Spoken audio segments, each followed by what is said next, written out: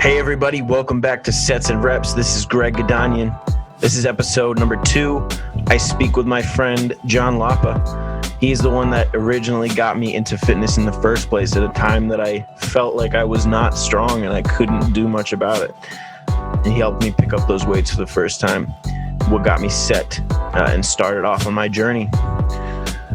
We take some time to cover a few different topics. First, just talking about the different gym population because of the location. John recently moved to Florida, and I live up here in the good old 603. And so there is a little bit of a difference there. We talk about that. Also, we get into the difference between powerlifting and strongman competitions, two different weightlifting styles in the fitness world. We both have some interest in that topic, so we discuss it a little bit. We talk about the pros and cons of powerlifting and strongman as well, and John's own personal adventure and journey on his way to an amateur powerlifting competition. We also talk about healthy weight loss and cutting, what has worked the best for both of us, and about water weight and how you retain water weight and what are some really good ways that you can lose some of that water weight. We don't go too much into nutrition, except we talk about mainly, as I mentioned, weight loss a little bit, and then pre and post workout nutrition practices. What has worked the best for either of us? So, without further ado, I want to welcome you guys once again to Sets and Reps, episode number 2 with John Lapa. Sit back, relax, enjoy this ride. Thank you for coming in. I'll see you on the finish line.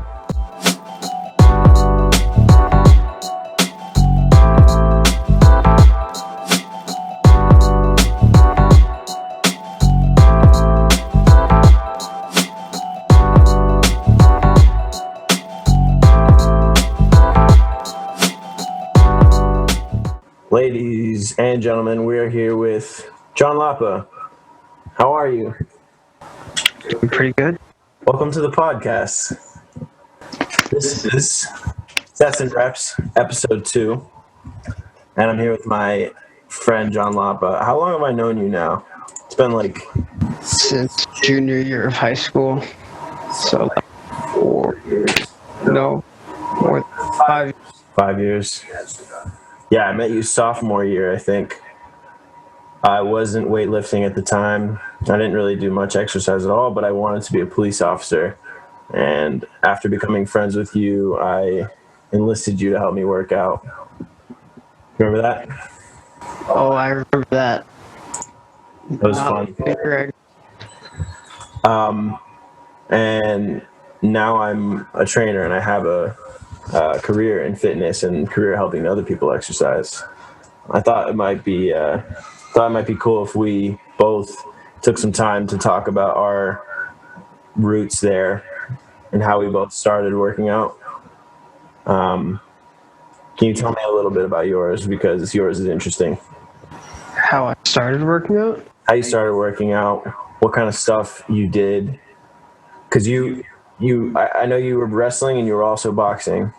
Yeah, that was when I was in middle school. I was doing that.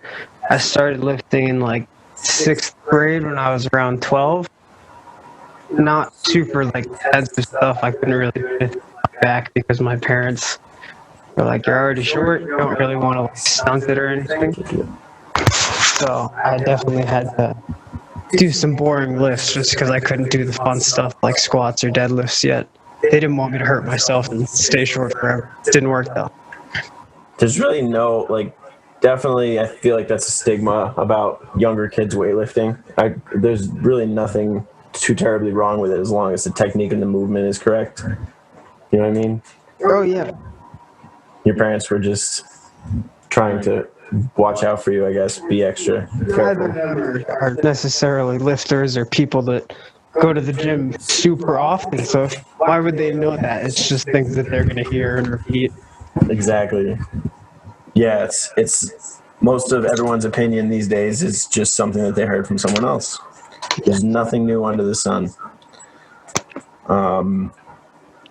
So you weren't allowed to do a lot of stuff. So you only did legs, right? I did a lot of legs, a lot of single joint motions, like curls, stuff like that. No weight on my back. I didn't bench or do anything overhead pressing. I didn't want to drop anything. That was another thing. They didn't want me to drop weights on myself because I was young and didn't know how to hold it. Did you get into any serious injuries at all because of your exercising or because of your sport that you can recall? No, nothing crazy. I've been pretty lucky with injuries throughout my life. I don't have any crazy sporting related injuries that have been too bad. Okay. We might, the audio on this is going to be interesting. We'll see how it turns out. Zoom's fault. It's Zoom's fault. Also, it would be great if we had more microphones. But I'm trying to get this done. You moved to Florida recently, and at the time of this podcast release, it's the Thanksgiving holiday, and you're up visiting for the holidays. Did you notice any serious differences between the gyms up here in New Hampshire and down in Florida, especially in like the population of people that exercise? Well, down there, everyone exercises, so it's not a population, it's the whole population pretty much. That's why all the gyms are busy. Every gym that's there, and there's way more gyms, they're always busy every hour of the day. It doesn't matter when you go. Always busy every hour of the day. That's good. It's packed in a pandemic, which is awesome. Do you have to work out with a mask? Florida, you got to wear one when you go into the building. You're supposed to keep it on when you're working around. But when you're exerting energy, actually doing the workouts and exercising, they don't make you wear one because they know that would be ridiculous. Absolutely. They have special masks designed for working out already, and at that point you could just wear one of those. But it's good that they understand that. I work at a health club, and we have the same kind of general rule. People working out, they don't have to wear it while they're working out, but they just have to wear it when they're walking around, moving around. You worked at a Planet Fitness for some time, and was there a major difference at all between the population in there, up in New Hampshire versus down in Florida? Between the Planet Fitnesses there and in Florida? Yeah. So, yes. Up here, the Planet Fitnesses, there's not as many other gyms around. So Planet Fitness, you have a lot of people that really do work out and know how to work out. They're just willing to use the limited options that you have at a Planet Fitness because it's enough for them, and they're just trying to stay in shape with their day job, do things like that. So they're not trying to get a crazy workout in like some people may be. But down there, since there's so many options for gyms, not many people go to Planet Fitness, and most of the time the ones that do don't know what they're doing. Yeah, so it's a commodity there more than anything. It's there if you need it.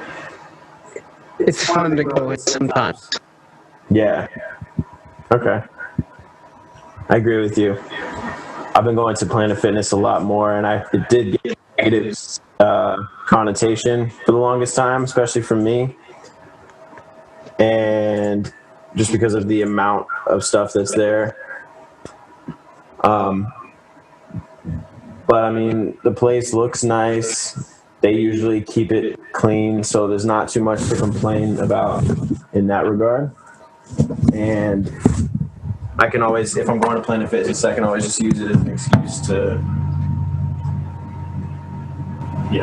because of the limited amount of equipment there, I can use it as an excuse to all right, get my workout in somewhere else more intense, and then go to Planet Fitness and have an easier workout, if you want to use the word easier.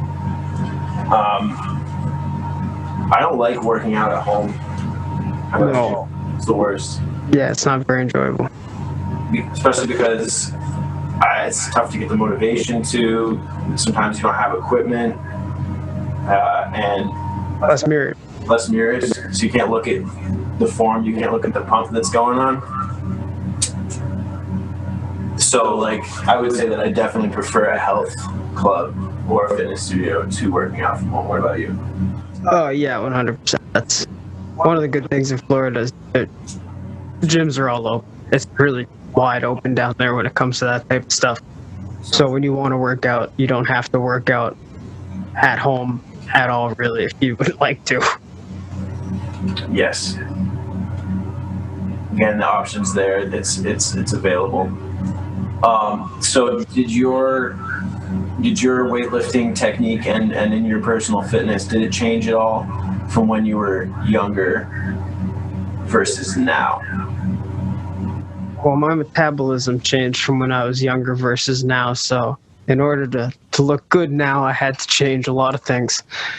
I used to be able to eat pretty normal for a kid, I guess, as a teenager too, and not put on too much weight as long as I stayed in the gym and I kept a lot of muscle and looked good.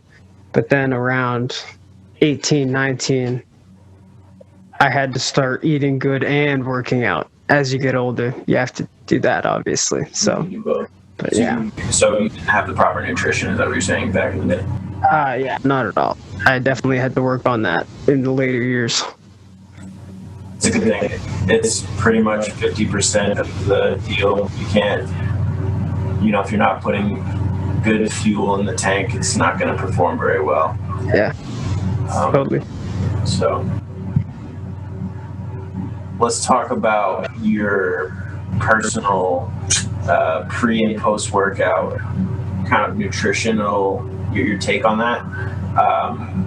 Both of us might have different takes on that. Do you feel like you need to eat something before you go work out? So the way my current daily workout schedule is I wake up first thing in the morning, I brush my teeth, I drink 1 bottle of water, I drink a Celsius or a Bang, and I go do my workout. I don't eat anything. I like to get 1 workout in fasted every day. Right. And then I usually eat breakfast around 11 to noon, a couple hours after my workout. But I will eat, I'll have a muscle milk, a light one. So one of the, 100-calorie muscle milks right after my workout, just to get something in that window right after, put a little bit of fuel in, because you don't want to be completely depleted after the workout and go into the day miserable. I agree with that, because your body's in that state of working hard. It's the machine, it's the blood's flowing and the muscles are working, so they need to be kind of fed and treated a little bit, but not with too much right after your workout. Yeah, without a doubt. Small amounts. It speeds your metabolism up, but you shouldn't use that as a reason to eat a lot right after your workout just because you feel like you can. I like to think about having in general, within 4 hours of a really good workout, having a large meal of some kind of carb and protein and fat combination. How do you feel about that? So my structure for it is I kind of eat, once I start eating, I eat every 4 hours until I'm done eating. So I have my first meal, my second one 4 hours later, then my third one another 4 hours later. That's the 8-hour window I eat in. So I usually, after my first workout, there's about 2 hours. So then I have my first meal, which it's usually not super high in carbs, but I definitely pack a lot of protein in. So I'm getting that fuel the same way. And then my second workout is usually a little bit after lunch. So I have a little bit of food in me, and then I eat 3 hours after that workout too. So I would agree that sometime within that window, you should eat something to replenish yourself, because if you're going to do active stuff throughout the day other than just that workout, you need to make sure you have fuel. Do you notice a difference between when you have actual food in your system and then just a energy drink energy influencing beverage? That's a better way to put it, something with caffeine in it, or a pre-workout? Yeah, I definitely, it feels like you're burning it in a different way. Your energy is coming from a different place. When it's caffeine, I feel like a lot of it's mental. Mm-hmm. You think you have the energy, but your body still kind of hurts. It's still kind of why are you doing this right now? When you have a little bit of food in the tank, even if it's good stuff and not necessarily super high carb or super filling, just something there to pull from, I think your workouts feel a little bit more fluid. Yeah. And the only time the caffeine like really will work for me is if I'm generally like sapped of energy. Like food, obviously, I don't know. I think when you eat a meal, you feel better, but you don't necessarily feel like energized, like pumped and ready to go, different than you were before. And if I'm feeling completely zapped and tapped, I think that like the caffeine is good for that when I'm mentally tired and just like I think the caffeine's definitely the mental end of it. If your body feels rested, then all you need is caffeine. But if your body hurts, I think you need that food in you, like you said. So right now you're training twice a day, right? And you're feeling a lot. I know that you talked to me a little bit about your future plans for yourself and for your personal goals. World's Strongest Man is not completely off the table, right? Because you wanted to do an amateur strongman competition. Is that something you still like want to do? Or is that? I think I may more just because I like being lean and I don't really want to get big again. I'm kind of getting to that point where the idea of walking around over 200 pounds at my height just doesn't sound like one that I'd really like to cope with. That's all for the listeners in the audience. On a really good day, I'm 5'7". On a bad day, I'm like 5'5.5". Most of the times, it's like 5'6". That when your shoulders are tight and you can't sit up straight. Exactly. You said it right. So definitely, what's your advice for someone that wants to get into that sport? Like for a strongman, do you think there's any prerequisites that you feel like they should have that maybe you feel like you don't necessarily have, and it's not enough for you to pursue it? We just talked about the height, right? I think physically you need to have a foreboding. Yeah, you need to be able to put weight on. You definitely need to be able to be someone that can put a lot of weight on. I think height helps. Being tall and lanky isn't necessarily the best for it. You can get someone who's real tall and has that thin body type. It's hard to put on muscle, hard to put on weight. They probably won't do great at it, but if you're a good height and you can put on weight and actually put on mass with your workouts by eating, then you could probably do it better than I could. And if you got to be able to eat. Looks like it's a lot of eating, and I'm not really trying to get back onto that boat either. Like, I think that the number that I think of in my head is like somewhere around 9,000 or 10,000 calories. Like that's what like a Brian Shaw would eat. Brian Shaw is one of the American World's Strongest Man competitors, and I think I saw his diet as something like that. I know like The Rock is not a power or a strongman, but he eats that amount as well. Yeah, that's like 6 times what I eat now in a day. So that would be a very big jump, and I don't want to do that ever. But I would love to do like an amateur powerlifting contest even once I get down to a desired, maybe 158, 155 weight class. Because powerlifting is more about the strength. Pound for pound, yeah. Pound for pound. Weight classes, right? I mean, Strongman has weight classes, but one of the things I wanted to actually talk about was the difference, some of the differences between powerlifting and strongman, and also some of the pros and cons. You definitely want to get ready for an amateur powerlifter, right? Powerlifting competition. What are some things you feel like you have to do now to change up your routine to better prepare yourself for that? Really push the form to be as good as possible. Make sure that every movement's perfect, because once you start loading the heavy weights on, you don't want to make any mistakes with the form, especially on a squat or a deadlift. A bench, the form's important, obviously, but you really just got to be able to push it off you. The squat and deadlift, you don't want to mess your back up. I don't want to get into a point where I'm trying to put more weight than I can and I have the wrong form and I fall forward or pull something out of place. I like it more for fun than making it a job. Yeah, absolutely. And then with the job, you're getting money, so then the added stress of an injury and potential time off is like the worst thing that could happen. Yeah, definitely. I feel like I do want to talk about injuries and injury prevention a little bit more later on in the conversation. But what do you think the biggest difference is between strongman and powerlifting for someone, if you were talking to someone who maybe isn't too familiar? They would probably look and just see people lifting heavy things. Strongman is a lot different, right? It's a little bit more unconventional. It looks a lot more dynamic. And I know when people think functional training, they don't think big 400, 500-pound guys that are 6'8", which is what strongman is. But it's a lot more functional training looking, meaning they have to run with things. They have to lift things off the ground and put them on something higher. Heavy things, not things that we would normally pick up, obviously. But then powerlifting is just those 3 lifts and sometimes the strict curl. So you're really just squatting, deadlifting, and bench pressing. It's only those movements that you have to train. Of course, you have to be super athletic to have a good squat, deadlift probably, but for your weight class, of course. So for strongman,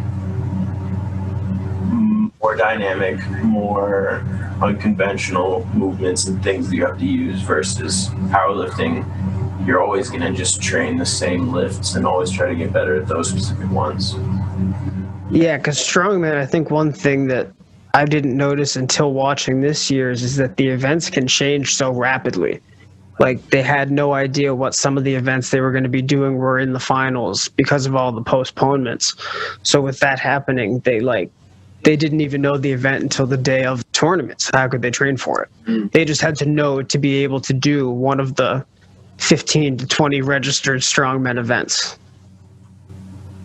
And that's all just because of the pandemic and everything, right? They were also in Florida, so the hurricane that hit didn't help either, yeah.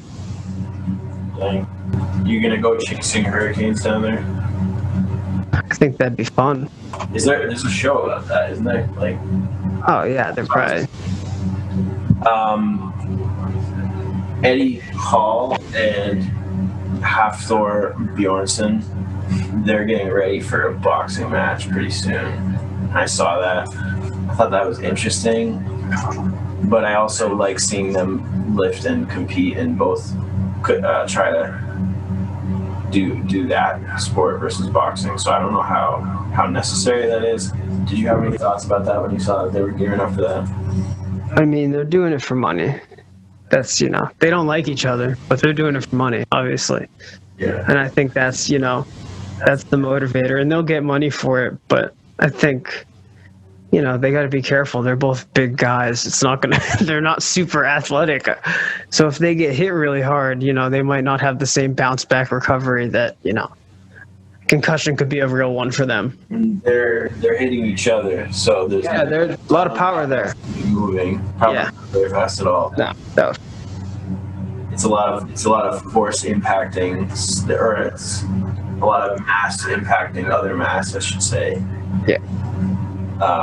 They're both losing a lot of weight for it, though. Looks like they're both going to be at least 100 pounds lighter than when they were competing.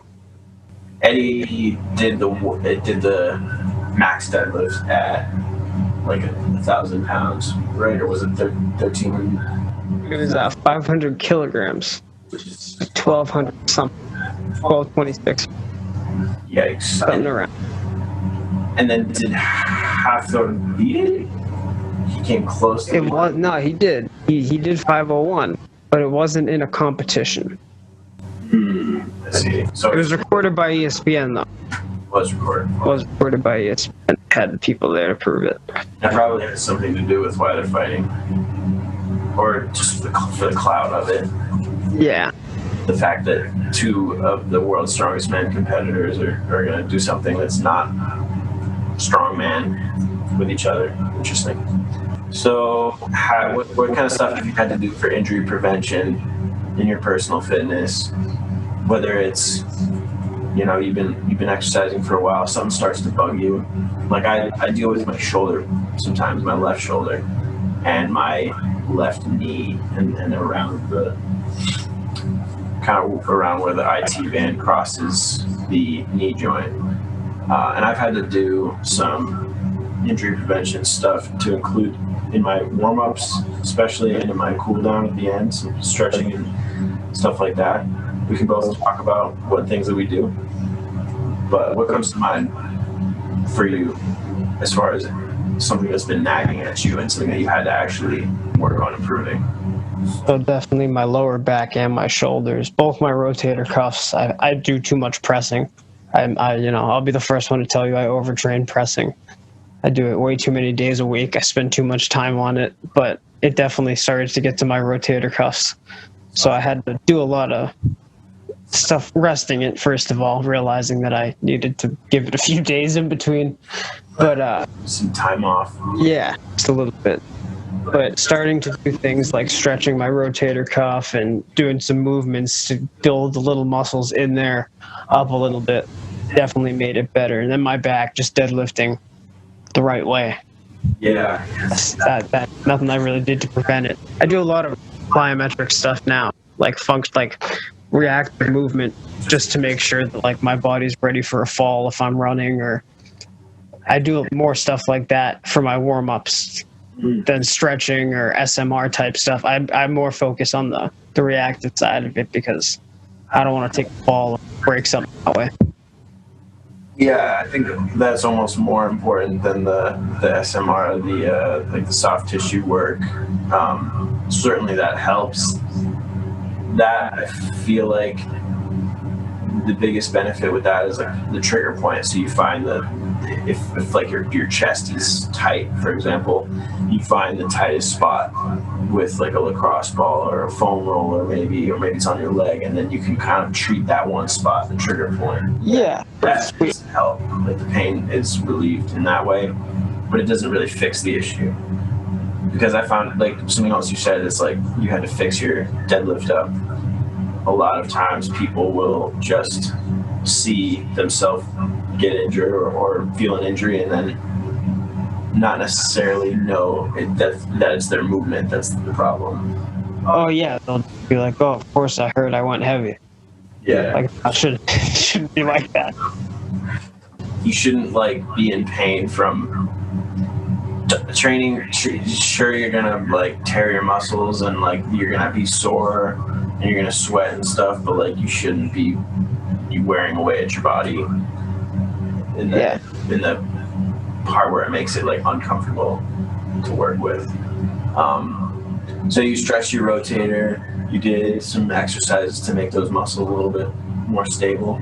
Yeah, and then more with the reason I do the plyometric stuff is more, a lot of my issues didn't come from long-term problems where the SMR would benefit, and I realized I was just tweaking it and then foam rolling and then fixing it with the foam roll and then tweaking it again with the movement. So the reactive stuff started to get me to a point where I could do that and then I wouldn't tweak it because my muscles were prepared to react to that motion. That's why I started focusing more on that, because I noticed a lot of things were tweaks. They weren't too much of like a long problem. When you say plyometric exercises, you're talking about jumping, you're talking about landing mechanics, yeah. Change of direction, all things that athletes should be doing. And I would definitely, I recommend those kind of things to my clients when I train. We try to have variety, strength training with endurance in the form of accepting and delivering force and making sure that you do it in a way that's optimal technique. And when you do that, it's going to bulletproof your joints. It's going to benefit you. You have to kind of progress to that. I don't think anyone can just... Yeah, you can't just walk in and decide, oh, I'm going to start doing all this plyometric stuff. It's a hard workout. I mean, when I first started getting really back into it months ago, if I walked in and tried to focus directly on that stuff, I would have overexerted myself and probably ended up hurting myself doing those things. Yeah. So, kind of the standard that I use when training clients that want to start jumping or want to start doing those performance movements is being able to squat a good amount. Maybe not your body weight, like half your body weight or like a certain percentage. Like you need to be able to squat a significant amount of weight with good form, and then you need to learn how to land and then how to jump and then land correctly. Yeah, definitely. That is a good, half the squat, half the weight for your squat. Yeah, no. Because squatting it's just jumping that hasn't left the ground, I guess. Yeah, it's the same type of force being applied. You wanna absorb absorb the force from the ground using those hips and glutes, and then just kind of transfer the power into the air. And then there's just so many moving parts. Like if your ankles are messed up, if your knees are messed up when you land and you use those, you got like shearing forces on those joints that aren't prepared. It's gonna be crappy. Yeah, I always hated running because my ankles, feet would hurt from it. Then once I started doing the plyometric stuff, and it started, I was preparing my joints to take the running. So then once I started doing it a little bit more, I got used to it, and running started to obviously be a helpful tool. You've been on this for a while. You've been training for a while, and just because I know you, I remember different occasions where you've had to lose a certain amount of weight. You made the decision, and you did it. I wanted to talk about healthy weight loss and cutting, and what has worked the best for both of us. For me, it was kind of really looking at my diet and what some of the things were that were killing me. So a lot of processed foods, a lot of processed sugar, are things that I need to stay away from. And when I don't, I notice that I get a lot more bloated.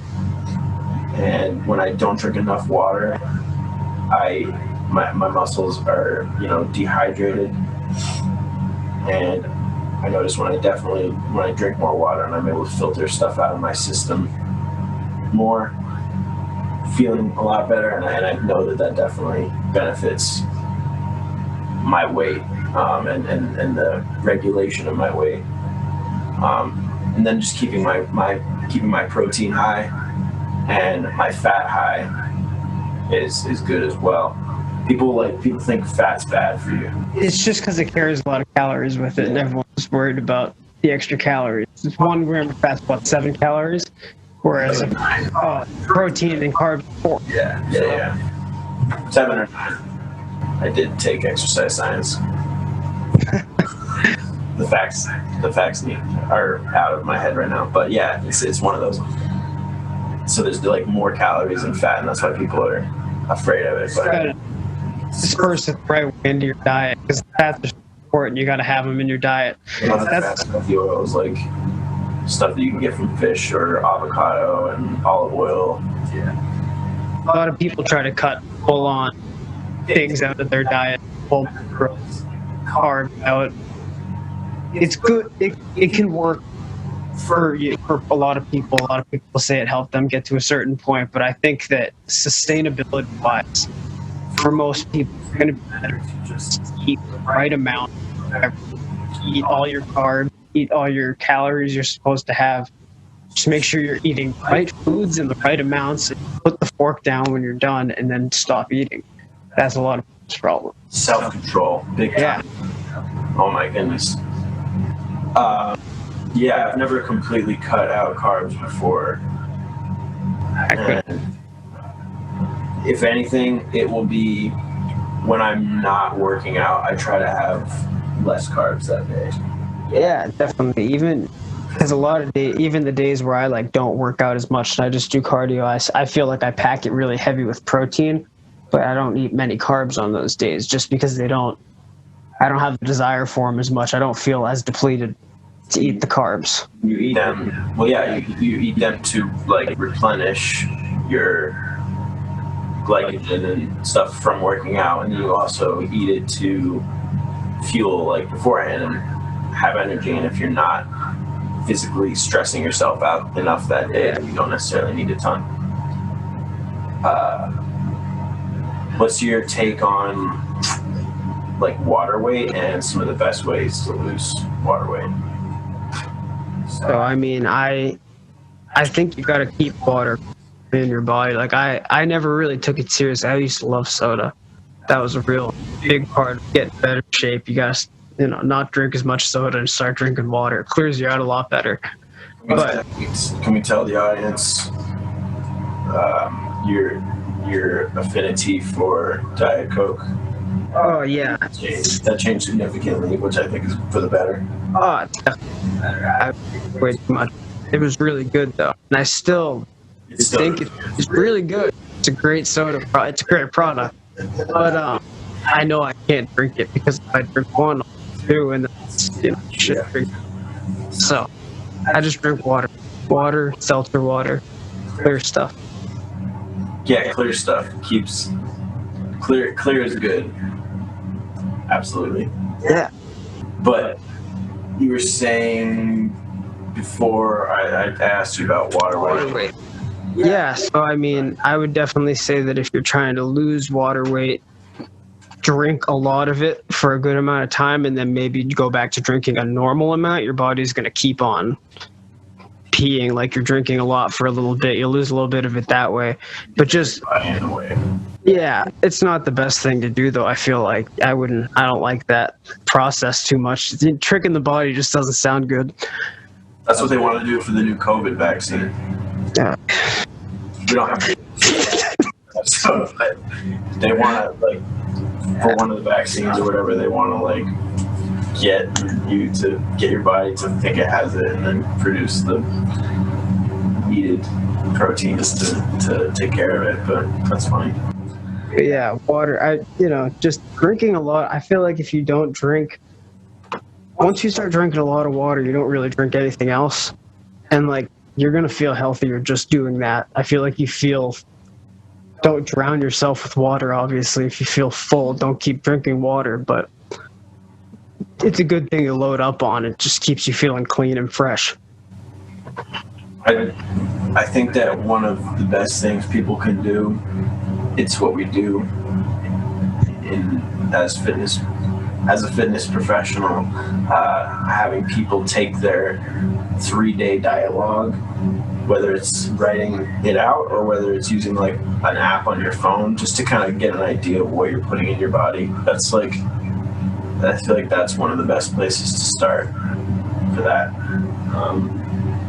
As far as knowing what you're putting in and knowing the quality of food that you're putting in, you can kind of see what your weak spots are and where you can improve. Yeah, definitely. You gotta hope everyone's honest on those things, though. Yes, absolutely. If you're not honest with yourself, you are just lying to yourself and living. Yeah, it's a tough place to start. Fake reality. It is. So let's talk about our personal goals in the weight room and our personal goals lifting. I want to get to a point where I can comfortably deadlift 315 pounds for reps. So I'm talking for 8 to 10, feel good about it. Feel good about my form and my technique.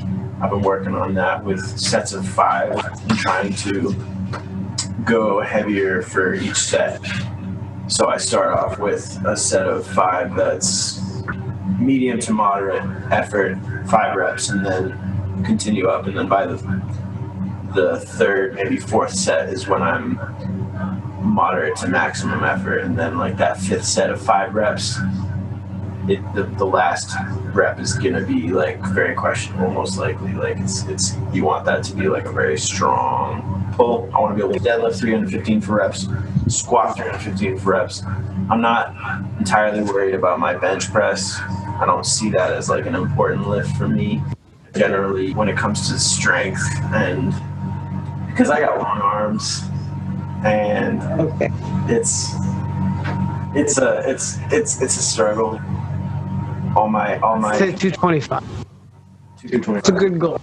It's a good goal. Good goal. All right, 225 for reps on the bench is what I can get, what I need to. Right now, I think 185 is about where I'm at for that. But I tend to do more functional training anyway, so more, if I can move well, that's the biggest. Yeah, definitely. And then being pain and injury free as well. That's why I think the injury prevention stuff is important. No, without a doubt. Let's talk about so I know like the amateur powerlifting competition. Yeah, I mean, part of it, but yeah, numbers would be cool. I'd like to get my numbers up a little bit, but I definitely would look more at trying to get real strong pound for pound. I'm still floating a little bit under 170 pounds now. I'd like to cut probably 10 to 15 more, see if I can keep the same amount of muscle like I have thus far. I don't want any of my numbers to drop from here, but I want to get somewhere where I'm real comfortable with that weight and then just maintain. I've been cutting for months, so, I'd like to get to a point where I can just be doing some maintenance with my size and just putting on muscle that way, rather than having to work out twice a day and still not eat a lot, feel drained from that. So. Very good. There's one thing that I wanted to cover. When you started feeling like back pain or like your rotator cuff pain, was there anything that you did to test it or to see what it was specifically that was causing you the pain? Because I think that's important. If we're talking about pain and discomfort during a workout, and people that maybe get back into lifting after not doing it in a while, and they have an old injury or something that flares up, one of the best ways, the best course of action is to find out how. And if you're not like a physical therapist, or that can be tough. Yeah, people just don't know how to approach that, so they kind of just, it hurts, whatever. Absolutely. Yeah. What's your advice for someone who is having that mentality? Like, as far as I'm talking about, like testing your own. Yeah, I mean, as far as the assessments that you can find and do and look up and figure out how to feel that certain part of your arm, maybe do a drop assessment for your rotator cuff, like the lift and drop. There's one for the rotator cuff that I know that works, is if you have a friend, if you hold your arms out in front of you in like a V, so your arms are kind of, let's say, 45 degrees out. Someone can push down in your arms, and then if you can't hold it up, if you start to have pain in that area, that's one that you can do. What's the drop? Can you explain that? Yeah, so you'd have someone pull your arm up to about here and then let go of it. And if your arm goes down from being held up a little bit over shoulder level, it typically says there's something there. Or if the jerking motion hurts it before you can catch it, it typically says there's some issue there. Maybe not that it's torn. If it's torn, it'll probably fall right down. If people were looking up ways to test their injuries, I would say the best thing to do is try to find like a resource that's developed by a physical therapist, or like a fitness professional of some kind. Don't watch a YouTube video by some idiot. Absolutely. Don't do that. Because you don't know if that person actually knows what they're talking about. But definitely do that. But yeah, when I had mine, I didn't do too many of the assessments just because I knew I hadn't torn anything. I looked up some stretches for different parts of the rotator cuff, the different muscles in it, and I figured out which motions were giving me issues, and then I worked on making those muscles a little bit better. I worked on stretching them out a little bit more than the other ones so they could catch up and feel more comfortable with me doing the motion. Yeah, it's important to have your different parts of your body moving in sync, like your shoulder mobility. If you're tighter on one side, in your pec or your shoulder, you don't have that symmetry, it's gonna make everything else a whole lot harder. So yeah, I like that you treated your overactive and your tighter muscles a little bit more so that they could match up with the other ones. Yeah, too much discomfort, the more stress you put on it at that point, you're going to risk getting a real injury that's not just preventable by, being careful and doing more stretches. You're going to get a real injury where you got to take a break from doing it, and that doesn't seem like a fun option. Not at all. Breaks are boring. Don't take breaks. But sleep is another thing that we didn't talk about, and that's insane for recovery. Oh yeah. I think that everybody should be getting at least 8 hours. 7 is acceptable, but 8 hours most people can do. It's doable. It's doable. Again, it's the mental it helps you stay fresh. I think you need 8 hours. You feel better. Yeah, if I'm not feeling great, I can usually relate it to a few different things. Like if for example, if I'm not drinking enough water that day, or if I haven't slept enough, like those are two of the biggest factors. Just when I say not feeling great, I mean just feeling emotionally fogged or drained, groggy, and then trying to do a lot. Sleep is definitely important. You can't people. I'm tired of people being like, "Oh man, sleeping less is not a competition." Yeah. Yeah. Whoever sleeps the least is not the one making the argument. That's just not a good way to look at it. Absolutely not. What are some things you're trying to do before you go back to Florida in your time up here in New Hampshire? Did you have? I had wanted to ski, but the weather didn't exactly permit. Got a little warm and rainy up here. It did. So couldn't take advantage of that. Hopefully the country doesn't get shut down and I can do that in the winter. I hope the country doesn't get shut down as well. We'll see.